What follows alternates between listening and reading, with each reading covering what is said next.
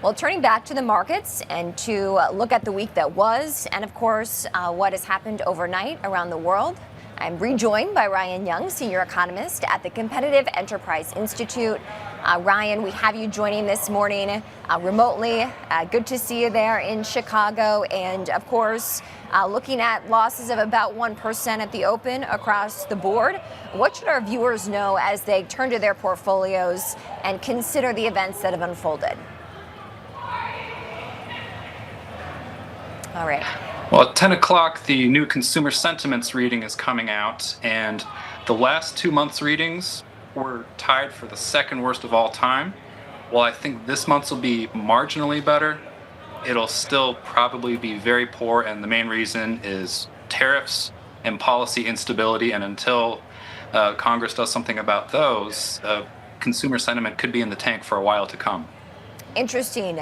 So we did have some inflation data. It sounds like, Ryan, your expertise here is the data. And the inflation data actually was a little bit cooler than expected, heading back down toward the Fed's long-term 2% target. There's still uncertainty out there. That's a word that we've heard a lot about here on Wall Street and, of course, through our guests on this show as well. And so how could that be portrayed in this particular report out at 10 a.m.? I was delighted that the new inflation reading was only 0.1% and that year-over-year inflation is 2.4%. Very close, finally, to that 2% target.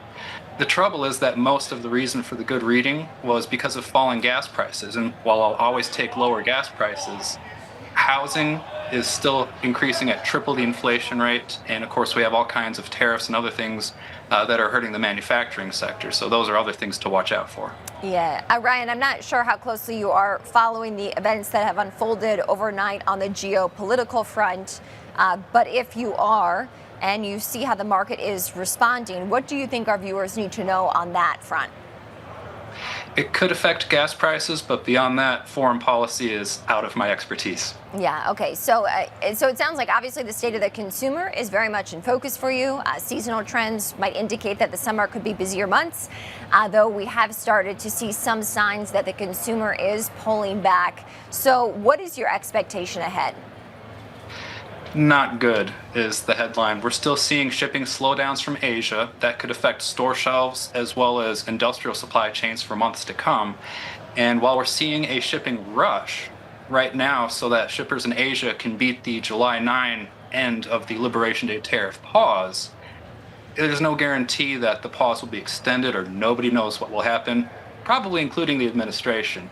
So uncertainty reigns, and that is never good news for consumer sentiment or for the economy as a whole. Yeah, in the status of these tax cuts and how that could funnel through to the economy, what's your projection there, Ryan? It might provide some short-term stimulus, but markets are rightly concerned about how this will worsen America's long-run debt problem. We've already seen bond markets get spooked, and this is not the last time that will happen. So unless Congress and the president get their fiscal house in order, this problem will not get better over time. Okay, what else is on your radar as you join us from Chicago this morning? I'm happy to see that labor markets are holding steady, but underneath the surface, we see labor force participation rates going down, and that is at least as important as that headline 4.2% inflation number, which is pretty good. What we're seeing is people leaving the labor force, even though there are still 7 million job openings. And that's a sign of discouragement, which fits right in with consumer sentiment being very low right now. Okay. Of course, the job market has been holding up. I think that is a good note. More than 100,000 jobs created each month. And what does this mean for the Fed? We will get a Fed decision next week. The Fed's in a no-win place. The economy shrank last quarter. Even if it goes back to growth, it's going to be slow growth. Usually that means stimulus, which means interest rate cuts. But with inflation still above target and more tariffs phasing in, which will further increase inflation indicators, the Fed can't really do that. And they can't raise rates to combat that inflation because the economy is shrinking. It's a no-win scenario, so look for them to hold rates steady. And for borrowing costs and the knock-on effect of that, Ryan, over time, how do you see those changing insofar that it could impact businesses' willingness to borrow money and, of course, consumers too? Well, when the government's borrowing rate goes up, everyone else's borrowing rate goes up as well. So if you're a small business seeking to grow, or if you're seeking to start your own business, it'll be a little bit harder for you to get the financing that you need. So that's not good news for the investment scene either. Ryan Young, senior economist at the Competitive Enterprise Institute, joining from Chicago. Ryan, thanks for getting up a little bit earlier, probably, for you there in the Midwest. Happy to. Thank you.